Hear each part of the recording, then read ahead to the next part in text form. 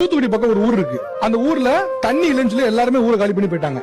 ஆனா ஒரே ஒருத்தர் மட்டும் அந்த ஊர்ல வாழ்றாரு. அவர் ஒருத்தர் சந்திக்க எனக்கு டைம் கிடைச்சது. அப்ப அவர் சந்திக்கும் போது ஊர்ல யாருமே கிடையாதுங்க. சுத்தி பொட்டல் காடா இருக்கும். அப்படியே ஒண்ணுமே இருக்காது. தண்ணி கிடையாது, எதுவுமே கிடையாது. அந்த வீட்டுல அவரும் மனைவி வாழ்ந்து பார்த்தாங்க. இப்போ மனைவி இல்ல. இப்ப அவர் மட்டும் தான் இருக்காரு. இந்த நேரத்துல அவர்கிட்ட பேசும்போது அவர் வார்த்தை சொன்னாரு, என் மனைவி போனதுக்கு அப்புறம் எதுக்கு வாழ்றேன்னு எனக்கு தெரியலன்னு. ஏன் இதை சொல்றேன்னா, இது எல்லாரும் சொல்லுவாங்க, இது ஒன்னும் பெரிய வேகலாம் கிடையாது. ஆனா அந்த ஊர்ல இருக்க மொத்த பேரும் காலி பண்ணி போனப்ப கூட அவர் நான் உயிரை விடுறேன்னு சொல்லவே இல்லை. அவர் படுத்திருந்த பெட்டு போனா புண்ணா இருக்கு, கை காலெல்லாம் புண்ணா இருக்கு.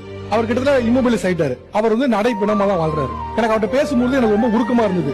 ஒரு ஊரே காலி பண்ணி போயிட்டு அந்த மனுஷன் போல, ஆனா மனைவி இல்ல, மொத்தமா நான் ஏன் வாழ்றேன்னே சொல்ற அளவுக்கு வந்துட்டாரு. அப்போ அவரோட லைஃப்ல ஒவ்வொரு இன்ச்சிலையும் ஒரு பார்ட்னர் இல்லாம அவர் ரொம்ப கலங்கி போயிட்டாரு. அந்த பார்ட்னர் ரொம்ப பலி கொடுத்துருச்சு அவருக்கு. அந்த இழப்பு மேபி இன்னைக்கு 20 வயசுல உங்களால ஓட முடியுது, 50 வயசுல ஓட முடியுமான்னு தெரியல. ஓடனா சந்தோஷம், ஓகே. பட் ஓட முடியலன்னா அப்ப ஒரு பார்ட்னர் கிடைக்கணும் அப்படின்னு தேடும்போது அம்மா மாதிரி ஒரு ஆள் கிடைச்சிட்டாங்கன்னா பிரச்சனை இல்ல, கிடைக்கலன்னா என்ன அப்ப வருத்தப்படக்கூடாது, டூ லேட்னு யோசிச்சிடக்கூடாதுல்ல.